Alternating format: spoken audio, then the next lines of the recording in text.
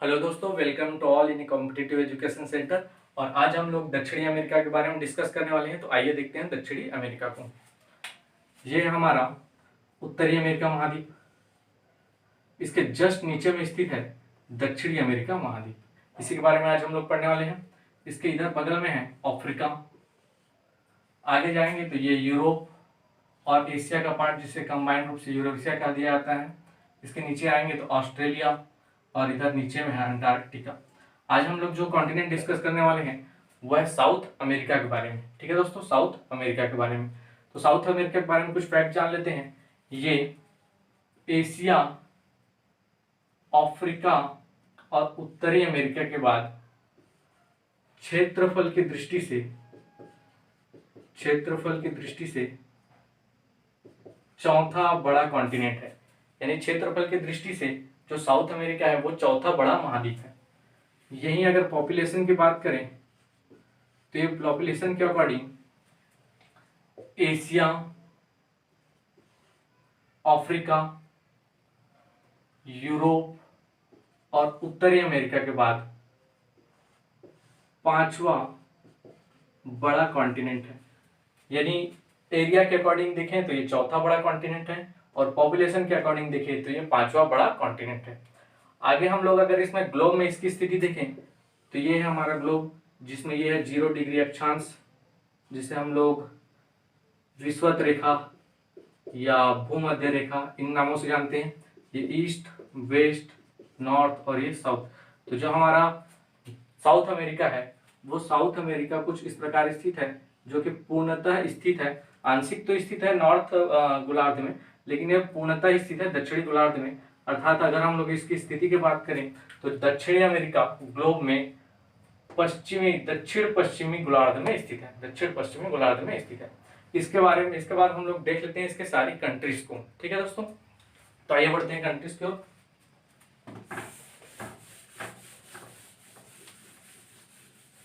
आप लोग एक कॉपी और पेन ले लीजिएगा जिसमें ये मैप ड्रॉ करते चलिएगा, क्योंकि मैप बिना ड्रॉ किए तो आपसे याद नहीं हो पाएगा। इसको एक ड्रॉ ही कीजिएगा, या एक काम कर सकते हैं आप एक एटलस ले लीजिए। एटलस में सारी चीजें को मार्क करते चलिएगा, जो जो इंपॉर्टेंट चीजें हैं, क्योंकि एटलस में हर चीजें काम की नहीं होती। कुछ इंपॉर्टेंट फैक्ट्स होते हैं जिनको हमें देखना रहता है, खाली देखना है, याद नहीं करना है उनको। ठीक है, तो आइए बढ़ते हैं आगे। ये हमारा साउथ अमेरिका। आप ड्रॉ करते चलिएगा मेरे साथ।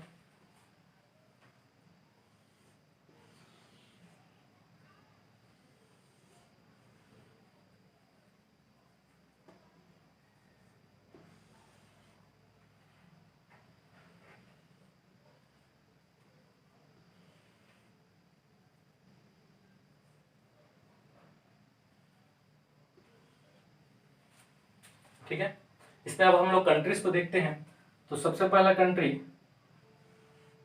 ये जो जुड़ा हुआ पार्ट है, ये है पनामा स्टेट। हमने जब नॉर्थ अमेरिका पढ़ा था तो पनामा स्टेट के बारे में बताया था, जो उत्तरी अमेरिका और दक्षिणी अमेरिका को अलग करती है। तो ये पनामा स्टेट है। इससे जो लगा हुआ देश है साउथ अमेरिका का, ये है कोलंबिया। ये देश है कोलंबिया। इसके बाद आगे बढ़ते हैं। तो ये इजी मैप है, आप इसको इजी बनाएंगे, ज्यादा इसको डिफिकल्ट नहीं करेंगे। ये वाला है वेनेजुएला। ये कंट्री है गुयाना। इधर आएंगे तो ये है सूरीनाम और ये है फ्रेंच गुयाना फ्रांस का पार्ट है। यानी फ्रांस का एक ओवरसीज टेरिटरी है जो साउथ अमेरिका में काउंट हो रहा है। ठीक है, इसको मिलाकर यहाँ पर 13 कंट्री होते हैं। अगर इसको छोड़ दिया जाए तो कुल यहाँ पर 12 कंट्रीज है, जिसको आज हम लोग डिस्कस करने वाले हैं। इधर नीचे आएंगे, आप मैप देखते जाइएगा कि बन कैसे रहा है। नीचे आएंगे तो ये वाला पार्ट है, ये जो कंट्री है ये कहलाता है इक्वेडोर। नीचे आएंगे तो ये कहलाता है पेरू। ये कंट्री है पेरू। इधर नीचे आएंगे तो ये जो चिली के शेप में दिख रहा है, इसको नाम ही दे दिया गया है चिली। चिली, ये पेरू, ये चिली। इन दोनों से जो लगा हुआ लैंड लॉक कंट्री है एक बोलीविया। Bolivia, Bolivia. इधर आगे आएंगे तो ये है पैराग्वे। पैराग्वे, पैराग्वे से नीचे आएंगे तो इधर है उरुग्वे। उरुग्वे। ये जो बड़ा सा कंट्री दिख रहा है दोस्तों, ये है ब्राजील। ये है ब्राजील। और इधर जो दिख रहा है ये है अर्जेंटीना। अर्जेंटीना, ठीक है। तो एक बार मैं फिर से सारी कंट्रीज को रिपीट कर रहा हूं। सबसे पहले जो हम लोगों ने यहाँ पर देखा, स्टार्टिंग में एक कंट्री कोलंबिया। कोलंबिया से जस्ट इधर गया वेनेजुएला। वेनेजुएला से आ गया गुयाना, सूरीनाम, फ्रेंच गुयाना। इधर आएंगे नीचे में तो इक्वेडोर, पेरू, चिली। दो लैंड लॉक कंट्रीज मैंने बताया, बोलीविया और पैराग्वे। एक अर्जेंटीना और इधर छोटा सा कंट्री उरुग्वे, ठीक है दोस्तों।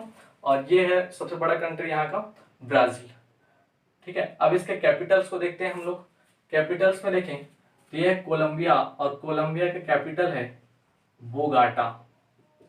बोगाटा। ये मैं बार बार नाम आपको रिपीट करते रहूंगा ताकि ये याद होते चले, और आप कोई दिक्कत नहीं, आप अकेले हैं, घर में हैं, एक बार आप मेरे साथ रिपीट करते चलिएगा नाम, तभी ये आपको याद हो पाएगा। तो ये कोलंबिया, कोलंबिया की कैपिटल बोगाटा। ये है वेनेजुएला, और वेनेजुएला की कैपिटल है कराकस। वेनेजुएला की कैपिटल है कराकस। यह है गुयाना। गुयाना में भी एक पोर्ट है जो इसकी कैपिटल है, इसका नाम है जॉर्ज टाउन। जॉर्ज टाउन, ठीक है। गुयाना की कैपिटल है जॉर्ज टाउन। इसके बाद है सूरीनाम। सूरीनाम में भी एक पोर्ट है जिसकी कैपिटल है पैरामेरिगो। पैरामेरिगो, ठीक है। वेनेजुएला की कैपिटल है कराकस, गुयाना की कैपिटल है जॉर्ज टाउन, सूरीनाम की कैपिटल है पैरामेरिगो। आगे आते हैं फ्रेंच गुयाना। तो फ्रेंच गुयाना की कैपिटल है साइनी। फ्रेंच गुयाना की कैपिटल है साइनी। ये सारे आप देख रहे होंगे, ये चारों कंट्रीज में जो इसके कैपिटल्स है वो एक पोर्ट है, यानी एक बंदरगाह भी है, ठीक है। ब्राजील की कैपिटल देखते हैं तो यहाँ बस ब्राजील की एक कैपिटल है ब्राजीलिया। ब्राजीलिया, ठीक है। ब्राजील की कैपिटल है ब्राजीलिया। उसके बाद इधर आते हैं तो इक्वेडोर की एक कैपिटल है जिसका नाम है क्यूटो। क्यूटो। थोड़ा सा नाम आपको स्टार्टिंग में डिफिकल्ट लगेगा, लेकिन बार बार जब आपको मेरे साथ इसको रिपीट करते चलेंगे तो ये इजी हो जाएगा आपके लिए। तो ये इक्वेडोर, इक्वेडोर की कैपिटल है क्यूटो। नीचे आते हैं पेरू, और पेरू की कैपिटल है लीमा। पेरू की कैपिटल है लीमा। नीचे आते हैं चिली। चिली की कैपिटल है सेंटियागो। सेंटियागो। चिली की कैपिटल है सेंटियागो। इधर देखते हैं अर्जेंटीना। तो अर्जेंटीना की कैपिटल है ब्यूनस आयर्स। ब्यूनस आयर्स, ये कैपिटल है अर्जेंटीना की। फिर आगे आते हैं तो ये है बोलीविया, और बोलीविया की कैपिटल है सुक्रे। सुक्रे। एक्चुअल में इसमें एक ट्विस्ट है, इसमें दो कैपिटल है। जो सुक्रे है वो इसकी जुडिशियल कैपिटल है, और एक जो है लापाज। लापाज इसकी एडमिनिस्ट्रेटिव कैपिटल है। इसमें दो कैपिटल है, एक सुक्रे, सुक्रे इसकी जुडिशरी कैपिटल है, लापाज इसकी एडमिनिस्ट्रेटिव कैपिटल है। पैराग्वे। पैराग्वे की अगर कैपिटल की बात करें तो हो जाता है असेंसियान। असेंसियान। और ये है उरुग्वे। उरुग्वे की कैपिटल है Monte. Monte video. Monte video, ठीक है। तो ये हो गए उन प्रमुख कंट्रीज और उनके कैपिटल। अब हम लोग इसमें एक एक कंट्री को आगे डिस्कस करते चलेंगे। तो सबसे पहले मैं जो कंट्री डिस्कस करने वाला हूँ वो है ब्राजील। ब्राजील के बारे में देखें तो ब्राजील, ब्राजील की कैपिटल मैंने बताया ब्राजीलिया। ब्राजील के बारे में अगर फैक्ट देखें, ये ब्राजील, और ब्राजील की कैपिटल होगी ब्राजीलिया, ब्राजीलिया। इसके बारे में आप याद रखिएगा कि ये साउथ अमेरिका का, साउथ अमेरिका हम लोग डिस्कस कर रहे हैं, तो साउथ अमेरिका का सबसे बड़ा जो कंट्री है वो है ब्राजील। सबसे पहले इसमें पॉइंट याद रखिएगा कि साउथ अमेरिका का सबसे बड़ा कंट्री है, किसका? साउथ अमेरिका का, साउथ अमेरिका का सबसे बड़ा कंट्री है ब्राजील। वहीं अगर विश्व के सबसे बड़ी कंट्री में देखें तो विश्व की सबसे बड़ी कंट्री होती है रूस। रूस के बाद देखते हैं इधर कनाडा, कनाडा के बाद देखे थे चाइना, चाइना के बाद देखे थे यूएसए, और यूएसए के बाद ये विश्व की 5वीं बड़ी कंट्री है। तो ये भी याद रखिएगा, विश्व की 5वीं बड़ी कंट्री है ब्राजील। ये 2 पॉइंट ब्राजील के बारे में याद रखिएगा। ब्राजील में एक जगह है जिसका नाम है Rio de Janeiro, Rio de Janeiro. ये ब्राजील में एक जगह है रियो डी जेनेरियो।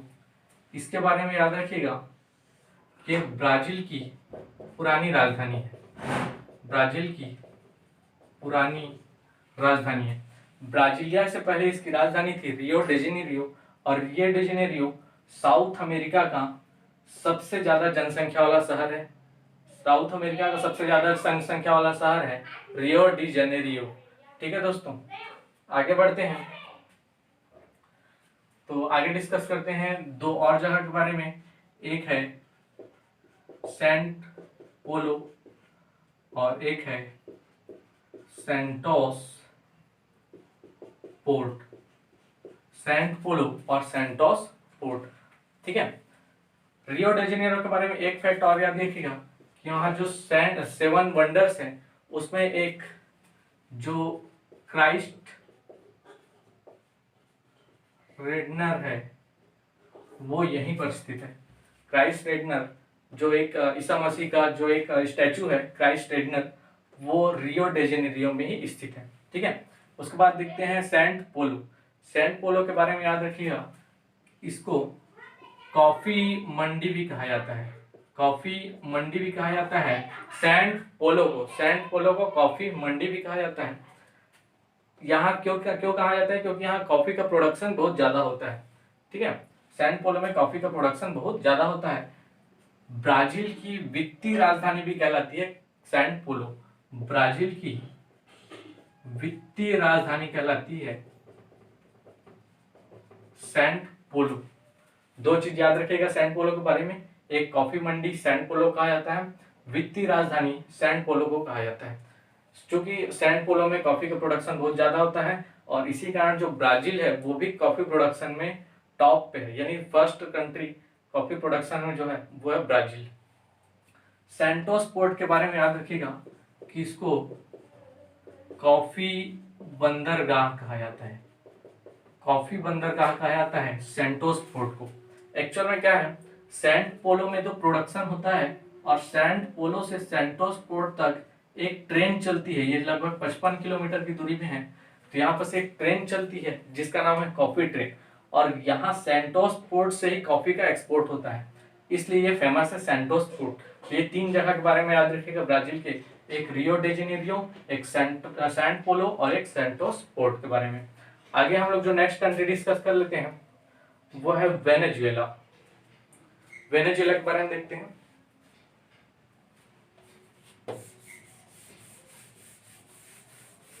ये आप नोट करते चलिएगा।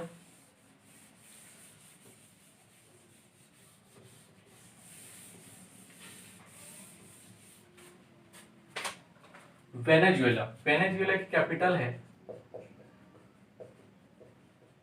वेनेजुएला की कैपिटल है कराकस, कराकस। वेनेजुएला के बारे में याद रखिएगा, ये ओपेक का एक मेंबर है, ओपेक का मेंबर है। ओपेक यानी organisation of petroleum exporting country. OPEC का फुल फॉर्म है organisation of petroleum exporting country, जिसमें कुल 14 देश हैं, जिनमें से एक है वेनेजुएला। ठीक है, ये याद रखिएगा। दूसरा याद रखिएगा, यहां पर जो पेट्रोलियम का रिजर्व है, पेट्रोलियम का रिजर्व है वो सर्वाधिक है। वेनेजुएला जो कंट्रीज है पेट्रोलियम रिजर्व के मामले में सबसे नंबर 1 पे है। याद रखिएगा, मैंने रिजर्व बोला, यानी भंडारण में सबसे पहला कंट्री है वेनेजुएला। अगर हम लोग इसमें प्रोडक्शन की बात करें तो यूएई आ जाएगा, संयुक्त अरब अमीरात, वो आ जाएगा। लेकिन ये है रिजर्व के मामले में, तो रिजर्व के मामले में है वेनेजुएला।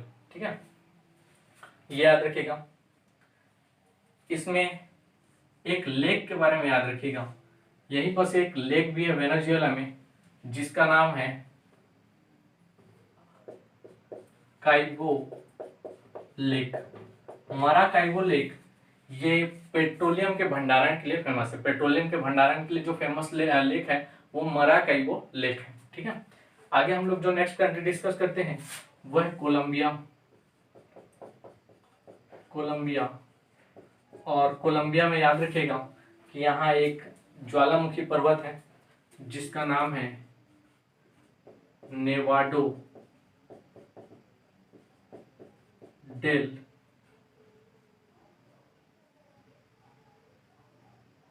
रूपज।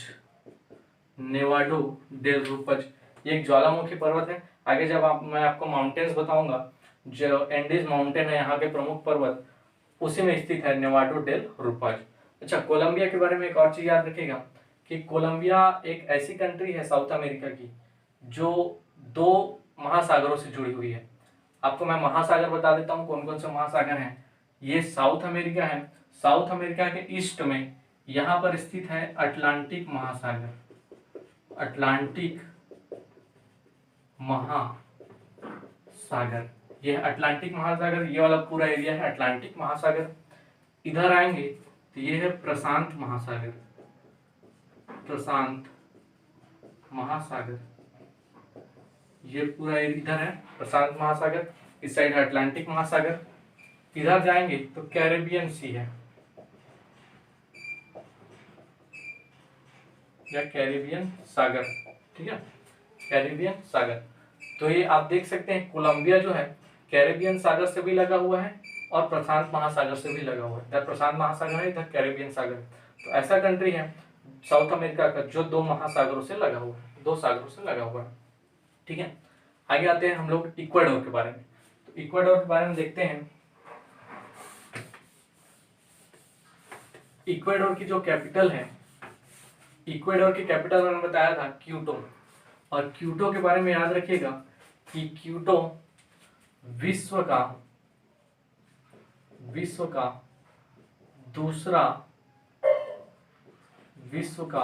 दूसरा सबसे ऊंचाई पर स्थित राजधानी है। विश्व की दूसरी सबसे ऊंचाई पर स्थित राजधानी है जो है क्यूटो। क्यूटो के बारे में एक और याद रखिएगा, यहाँ से एक लाइन पास होगी जिसका नाम है 0 डिग्री इक्वेटर, यानी विषुवत रेखा पास होती है। वो भी आप देख लीजिए, यहीं पर जो 0 डिग्री विषुवत रेखा है वो यहाँ पास होती है कुछ इस प्रकार से।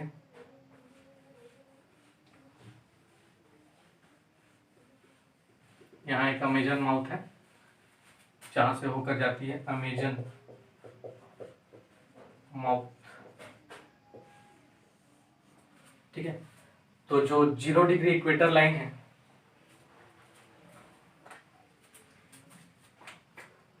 ये जो लाइन है ये कहलाती है 0 डिग्री इक्वेटर या भूमध्य रेखा, और भूमध्य रेखा पर ही स्थित है ये क्यूटो। ठीक है, क्यूटो के बारे में याद रखिएगा, भूमध्य रेखा पर स्थित है। जो भूमध्य रेखा है वो इक्वेडोर, कोलंबिया और ब्राजील, इन 3 कंट्री से होकर गुजर रही है। 3 कंट्रीज के नाम आप अलग से नोट कर लीजिएगा, ये इक्वेडोर, कोलंबिया और ब्राजील से होकर गुजर रही है, और इधर अमेजन माउथ से होकर भी गुजर रही है। ठीक है, तो ये 3 कंट्री से होकर गुजरती है, ये आपको याद रखिएगा, बहुत इंपॉर्टेंट क्वेश्चन बन सकता है यहाँ। और दूसरा इसमें याद रखिएगा, इसमें 2 ज्वालामुखी पर्वत है। ये जो इक्वेडोर है, इक्वेडोर में 2 ज्वालामुखी पर्वत है। इस ज्वालामुखी पर्वत का नाम देख लीजिएगा, एक है कोटोपेक्सी, कोटोपेक्सी। कोटोपेक्सी के बारे में याद रखिएगा कि ये विश्व की सर्वाधिक ऊंचाई पर स्थित सक्रिय ज्वालामुखी है। सक्रिय पर फोकस कीजिएगा, ये विश्व की सर्वाधिक ऊंचाई पर स्थित सक्रिय ज्वालामुखी है, सक्रिय ज्वालामुखी है। ठीक है, कोटोपेक्सी। और दूसरा है चिमराजो, चिमराजो, ये भी एक ज्वालामुखी पर्वत है जो इक्वेडोर में स्थित है। ये 2 चीज याद रखिएगा। मैंने यहाँ पर 3 चीजें बताई। एक बताया क्यूटो, क्यूटो जो है विश्व का दूसरा सबसे ऊंचाई पर स्थित राजधानी है क्यूटो। और कोटोपेक्सी के बारे में बताया जो कि विश्व की सर्वाधिक ऊंचाई पर स्थित सक्रिय ज्वालामुखी है। और चिमराजो के बारे में याद रखिएगा कि एक इक्वेडोर में स्थित एक ज्वालामुखी है। आगे आते हैं तो पेरू के बारे में देखते हैं। पेरू की राजधानी मैंने बताया था, पेरू की राजधानी यहाँ पर देख सकते हैं आप, लीमा। पेरू की राजधानी है लीमा। और साउथ अमेरिका का ये एक ऐसा देश है जहाँ पर सर्वाधिक मछली पकड़ने का काम किया जाता है। यहाँ इस देश का मुख्य कार्य है मछली पकड़ना। ठीक है, क्योंकि यहाँ एक जलधारा बहती है जिसको पेरू जलधारा कहते हैं, और उस जलधारा में मछली बहुत मात्रा में रहती है, जिसके कारण यहाँ का मुख्य व्यवसाय हो गया है मछली पकड़ना। ठीक है, अच्छा, पेरू के बारे में एक और चीज याद रखिएगा कि यहीं पर 7 वंडर्स में एक जो शामिल है माचो पिचू, माचो पिचू, ये भी यहीं स्थित है, कहाँ पर, पेरू में। ठीक है, चिली के बारे में याद रखिएगा, चिली इसकी कैपिटल है सेंटियागो। और सेंटियागो यहीं पर चिली और अर्जेंटीना के बीच एक पर्वत है जिसका नाम आप याद रखिएगा ओजोस डेल सिलाडोस, ओजोस डेल सिलाडोस, ये आप याद रखिएगा। ये चिली और अर्जेंटीना की बॉर्डर पर स्थित है। ठीक है दोस्तों, ये आप इसके बारे में याद रखिएगा। आगे देखते हैं तो ये है बोलिविया और इधर है पेरू। बोलिविया और पेरू के बॉर्डर में एक लेक है जिसका नाम है टीटी काका। मैं इधर लिख देता हूँ, ये लेक का नाम है टीटी काका लेक, टीटी काका लेक। टीटी काका लेक के बारे में याद रखिएगा कि ये सर्वाधिक ऊंचाई पर स्थित नौकागम्य झील है। नौकागम्य झील को याद रखिएगा, ये सर्वाधिक ऊंचाई पर स्थित नौकागम्य झील है टीटी काका लेक। ठीक है दोस्तों, आगे बढ़ते हैं तो ये है बोलिविया। और बोलिविया के मैंने 2 राजधानी बताई थी, एक सुक्रे जो इसकी जुडिशियल राजधानी है, और एक है लापाज जो इसकी एडमिनिस्ट्रेटिव राजधानी है। फिर देखते हैं पैराग्वे। पैराग्वे की राजधानी है एसेंसियान। अब यहाँ पर 2 चीजें आपको याद रखनी है। ये जो 13 कंट्रीज है फ्रेंच गुयाना को मिलाकर, इसमें से जो बोलिविया और पैराग्वे है, ये दोनों ऐसी कंट्रीज हैं जो लैंड लॉक्ड कंट्रीज है या भू अवरुद्ध देश है। लैंड लॉक्ड कंट्रीज कहने का मतलब है ऐसी कंट्री जिसकी सीमा समुद्र तट से नहीं लगी हुई है, जो चारों ओर से स्थलीय क्षेत्र से ही घिरा हुआ है या स्थलीय देशों से ही घिरा हुआ है। तो यहाँ आप देख सकते हैं बोलिविया और पैराग्वे ही ऐसे 2 कंट्रीज हैं जो लैंड लॉक्ड दिख रहे हैं। ठीक है, इसके बाद आते हैं अर्जेंटीना में। तो अर्जेंटीना की कैपिटल याद रखिएगा ब्यूनस आयर्स, ब्यूनस आयर्स। और इसमें एक प्रमुख चोटी है जिसके बारे में आपको याद रखना है, ये है एकांकागुआ, एकांकागुआ। एकांकागुआ के बारे में याद रखिएगा कि ये यहाँ पर से एक एंडीज पर्वत श्रृंखला है। ठीक है, एक एंडीज पर्वत श्रेणी है इस साइड में, पश्चिमी साइड में, साउथ अमेरिका के पश्चिम में एक एंडीज पर्वत श्रेणी है। और ये एंडीज की सबसे ऊंची चोटी है एकांकागुआ, यानी हम लोग कह सकते हैं कि साउथ अमेरिका की सबसे ऊंची चोटी है एकांकागुआ। ठीक है, ये याद रखिएगा, ये अर्जेंटीना में स्थित है। ठीक है दोस्तों, नेक्स्ट इसमें याद रखिएगा उरुग्वे के बारे में। उरुग्वे की कैपिटल मैंने बताया था मॉन्टेविडियो, मॉन्टेविडियो। और मॉन्टेविडियो के बारे में याद रखिएगा, ये सर्वाधिक नगरीय जनसंख्या वाला शहर है। मॉन्टेविडियो सर्वाधिक नगरीय जनसंख्या वाला शहर है। सर्वाधिक जनसंख्या वाला शहर मैंने बताया था यहाँ रियो डी जेनेरियो, और सर्वाधिक नगरीय जनसंख्या वाला शहर है मॉन्टेविडियो। अच्छा, यहाँ पास नीचे में आप आएंगे तो यहाँ पास देखेंगे कि ये एक द्वीप है और इन दोनों के बीच एक जल संधि है, यानी ये चिली का पार्ट है, इधर से आएंगे तो ये अर्जेंटीना का पार्ट है, ये अर्जेंटीना का पार्ट, ये चिली का पार्ट। तो यहाँ पास एक जल संधि है जिसको बोला जाता है मैगलन जल संधि, मैगलन जल संधि, मैगलन जल संधि। और मैगलन जल संधि जो है वो टिएरो डेल फिगो, टिएरो डेल फिगो, ये जो आइलैंड है इसका नाम है टिएरो डेल फिगो। तो जो मैगलन जल संधि है, जल संधि क्या होता है, ऐसा जलीय भाग जो दो स्थल भागों को पृथक करता है उसे हम लोग जल संधि कह देते हैं। तो यहाँ पास एक जल संधि है मैगलन जल संधि। तो मैगलन जल संधि इस साउथ अमेरिका के अर्जेंटीना और चिली वाले भाग को टिएरो डेल फिगो आइलैंड से पृथक करती है। ये आप याद रखिएगा, मैगलन जल संधि कहाँ पर है, तो ये साउथ अमेरिका के दक्षिणतम भाग में स्थित है। इसका सबसे जो दक्षिणतम पॉइंट है इसका नाम है कैप हॉर्न, कैप हॉर्न। ये आपको होप कर रहा हूँ दिख रहा होगा। तो यहाँ बस आप देख लीजिएगा, जो सबसे साउथेस्ट पार्ट है साउथ अमेरिका का वह है कैप हॉर्न। ठीक है, याद रखिएगा। अच्छा, एक यहाँ पास और आइलैंड है, इसके बारे में आप याद रखिएगा, जिसका नाम है फोकलैंड, फोकलैंड। ये है तो पास में अर्जेंटीना के, लेकिन ये यूनाइटेड किंगडम का पार्ट है, यूनाइटेड किंगडम का पार्ट है। ठीक है, तो इतने सारी चीजें आप याद रखिएगा दक्षिणी अमेरिका के बारे में। नेक्स्ट हम लोग इसमें देखेंगे इसके प्रमुख पर्वत के बारे में, पठारों के बारे में और मैदान के बारे में।